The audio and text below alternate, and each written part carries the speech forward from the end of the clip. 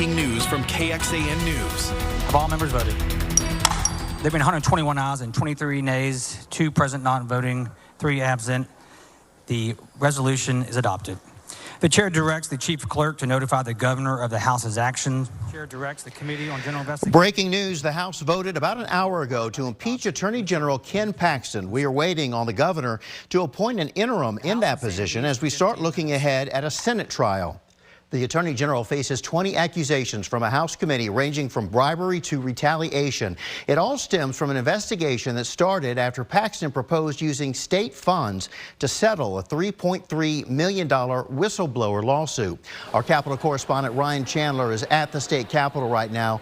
Ryan, tell us what is next in this impeachment process. Well, Mike, first, this is an immediately consequential decision. Unlike in Washington, D.C., where impeachment may be more symbolic, this has practical implications right now. Ken Paxton will be removed from office, relieved of his official powers and duties while that trial is pending in the Senate. That's what happens now. The articles of impeachment will be presented to the Senate, and the senators will actually act as a jury, just as any other trial would. They will get to hear evidence from the Attorney General from the start. Attorney General Paxton has said that these accusations could be, quote, easily disproven, but to this day, nobody has seen any of that exculpatory evidence. So we look forward to the senators weighing that evidence and deciding ultimately whether they will convict and permanently remove the Attorney General from office. And Ryan, we know this debate took place for about almost 4 hours with both sides having their say. What are you hearing now from lawmakers there about the impeachment? Well, after this vote, I think lawmakers are satisfied, but nobody is really surprised. We saw wide margins of both Republicans and Democrats vote to convict. The vote was 121 to 23, with more than 70% of Republicans voting. The 23 members who opposed the impeachment were all Republicans, and they worried not so much about the Attorney General's guilt or innocence, but about the process. This did move very quickly, and they worry that individual members of the legislature were not able to see direct evidence. Still, though, the vote sailed through easily tonight. Yeah, not even a close vote. You're right. And Ryan, Representative Charlie Guerin made a statement on the House floor about Paxton contacting House members before the vote. What claims did he make? That's right. That was shocking new information we learned today. Multiple representatives accused the Attorney General of calling House members and threatening political consequences if they vote to impeach him. We're also hearing some reports that that may have been happening on the Senate side as well. So we saw one state representative not too long ago, Democratic State Representative Eddie Morales. He said that he's going to ask the House to update the charges against him to include intimidation of House members and Senate jury tampering. Of course, we would expect the top law enforcement official in Texas to be keeping more of a distance on this as it goes to the Senate.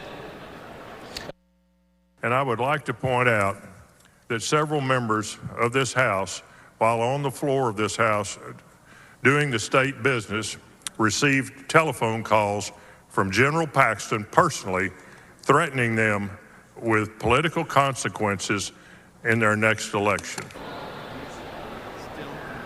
We haven't heard from any members personally who have said the Attorney General did call them. We'll work to track that down, but this is still shaping out. We expect the Senate may take this up, but not for a while. We're hearing it could be as late as late summer. So we'll stay on it. At the Texas Capitol, I'm Ryan Chandler.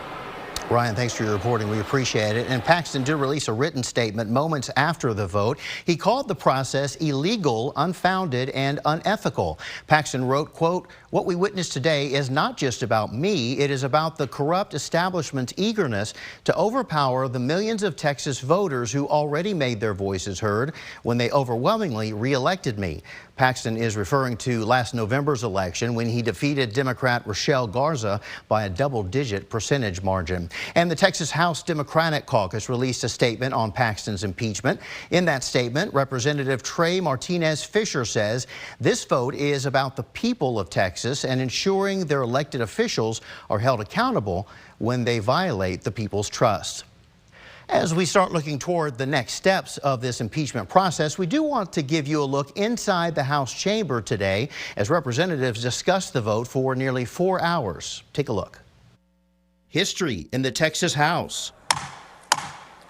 For the first time ever, lawmakers take on a resolution to impeach the state's attorney general. Mr. Speaker, I call up the privileged resolution, H.R. 2377, impeaching Warren Kenneth Paxton. House General Investigating Committee members laid out their arguments against AG Ken Paxton. And either this is going to be the beginning of the end of his criminal reign, or God help us with the harms that will come to all Texans if he is allowed to stay the top cop on the take.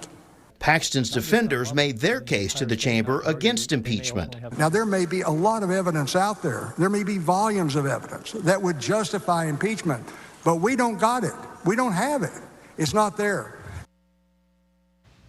So how did we get here? As we said before, an investigation started after Paxton proposed using state funds to settle a $3.3 million whistleblower lawsuit.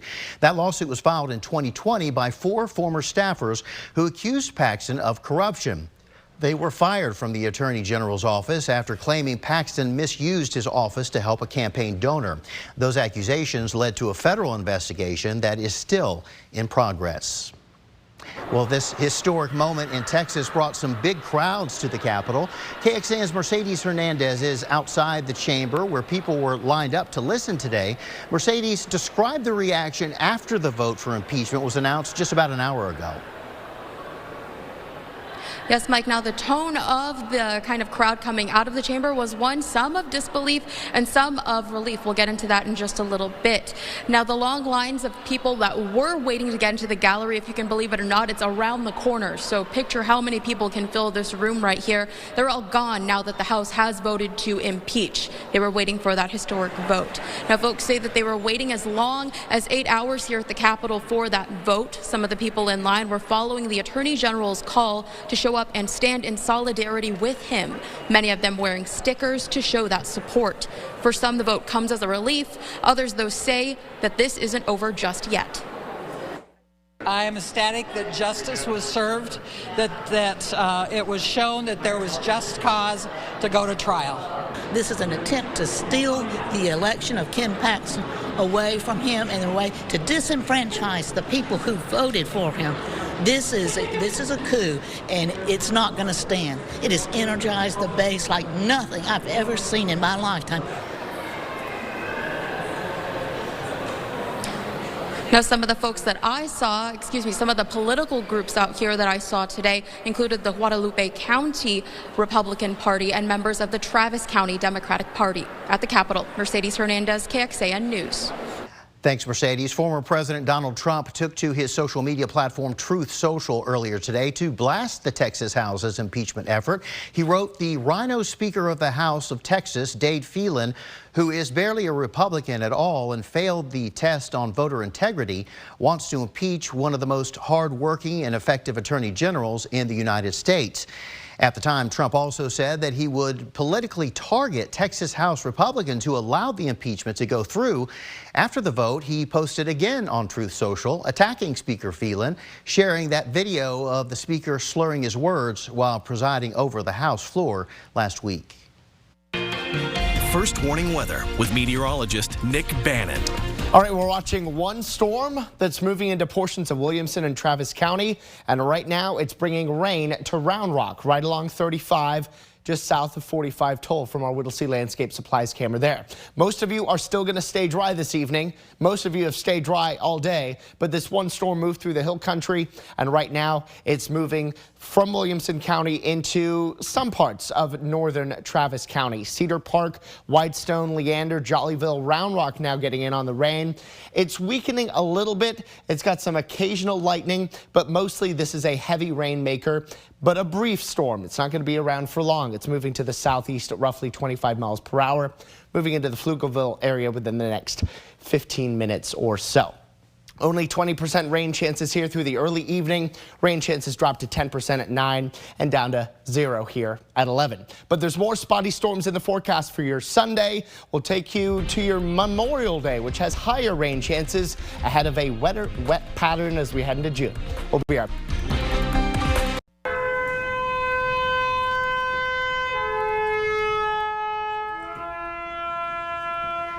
A somber ceremony this morning on the House floor as state leaders honored Texas service members who lost their lives in the line of duty on this Memorial Day weekend.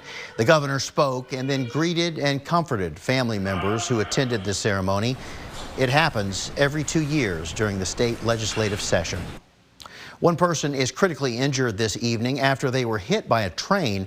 This happened on South Lamar near Treadwell Street just after 10 this morning. Paramedics say the person has life-threatening injuries. The train blocked the crossing in that area as officials investigated, but everything has since reopened. The one storm we were tracking has produced more than 1 inch of rain in portions of San Saba, a decent soaking for parts of Lampasas and Burnett counties too, as it's already working its way into the Austin metro now with not much rain yet, but it will add up. Just look at what it looks like in Round Rock right now as the heavy rain continues. We'll track that storm and the potential for much more in First Warning Weather. First Warning Weather with meteorologist Nick Bannon. Rain for a few of us, but most of us staying dry. However, in Northwest Austin at the Palms Car Wash there along 183, there is some rain falling and it'll be brief and then out of here and then we dry back out again. Rain coverage a little higher than expected here today thanks to one storm that dropped in from the hill country and now in northern Travis County, and also bringing some rain to much of Williamson County too. You can see it's centered right on Round Rock and Jollyville, Whitestone, Cedar Park, northern Austin into western Pflugerville now. This is diving to the southeast, so some of you are going to get a little bit of light rain, say places like Hutto, Jonah, Taylor, but Seal, closer to Manor, you may get a briefly heavy downpour as this tracks off to the southeast. There's not much more opportunity for additional rain after this one storm moves through. I think the one way farther to the north and west does not reach central Texas here tonight, as the loss of daytime heating is going to mean that a lot of this rain that's out there falls apart here tonight. But there's going to be more opportunities for spotty storms tomorrow. Notice our computer models take away the rain by 8, 9 o'clock here tonight. Then the rest of the night largely dry, partly cloudy skies. Slight chance for a spotty shower in the hill country to begin the day tomorrow. Otherwise, I expect just like today, we'll have more sun in the morning.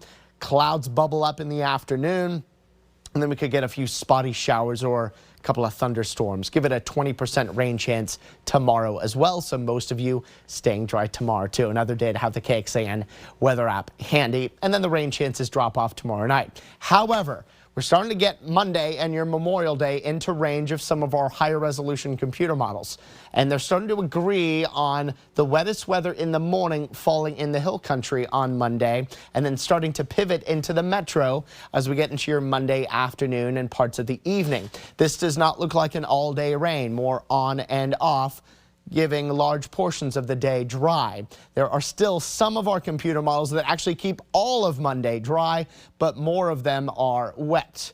And you can see how wet this particular model is, giving a widespread 1/2 inch to 1.5 inches of rain Monday through Tuesday morning, with some localized higher amounts of 2, 3, or even 4+ inches of rain, which is why we're still a bit concerned about the potential for some localized flash flooding on Memorial Day. A 1 out of 4 flash flooding threat is in place for now. 10% rain chance though tonight, mainly in the early evening, and then we dry out. Rain chances up to 20% for late tomorrow afternoon and evening. Otherwise, sun giving way to clouds and a high of 87. Your Memorial Day will keep the rain chances for now at 50%. That may go up as confidence increases. A few leftover showers and storms on Tuesday, and then drier Wednesday and Thursday, but then trending wetter Friday into next weekend, and still the 8 to 14 day rainfall outlook looks wetter than normal. This is KXAN Sports, brought to you by Thomas J. Henry. Last 2 seasons, Texas softball has lost the first game of a super regional on the road and then won game 2 to force a game 3. I don't know if there's Parrots in Knoxville, but they were sure trying to be one today, the Longhorns that is, and repeat that success. Mike White and company laser focused. Freshman Citlali Gutierrez on the bump. Tennessee up 1-0 here in the third. This one singled into center. We saw an outfield assist yesterday and another one today. They had to review it, but Bella Dayton indeed did nab the runner. Citlali fired up, but Texas still down 3-0 in the sixth. Why are we showing a leadoff bloop single? It's the first one of the day. Texas was getting no hit until that point. Not a lot of offense today for them, and this, a lot of offense in one play for Tennessee. Julia Koutsianopoulos, I think I practiced that about 45 times and hopefully got that close to right. Under the glove of Ashton Maloney, Volunteers win this one big. Texas gets swept in the Super Regional. Their season is over. Let's get to some soccer now. The first Copa Tejas battle of the year. Verde and Black over to H-Town to battle Houston. The Dynamo beat Austin back in March 2-0 at home for them. Let's have Josh Wolf explain this one a little better than me, why this one is so important. This game takes on a little more, one, because it is for Copa Tejas. It is against our rival. It is an opportunity to win 3 in a row. I think there's a lot of reasons we take a lot of onus in this game. We're going on the road, so we have to be responsible. Our road performances have been pretty solid by and large. How we start the game, our approach, how we execute. So this is another good opportunity. 7:30 kick in Houston as they look for their third straight MLS win. More about that later tonight. So we're right back after this. We want to remind you that we are tracking that breaking news on the House vote to impeach Attorney General Ken Paxton. We're waiting on the governor now to appoint an interim in that position as we start looking ahead to a Senate trial. We will keep tracking this story right here on KXAN and on KXAN.com. Also watching the storm that's been moving through Round Rock. It's losing a lot of its punch and no lightning anymore, but a little bit of rain in North Austin and southern sections of Williamson County right now. Little preview of those rain chances for your Memorial Day. Highest during the afternoon and evening. Not worth canceling plans for, but have the KXAN weather app handy if you've got any outdoor plans this weekend. Good advice. Thanks, Nick. And thank you for watching, everyone. Have a great night. We hope to see you back here at 10 o'clock.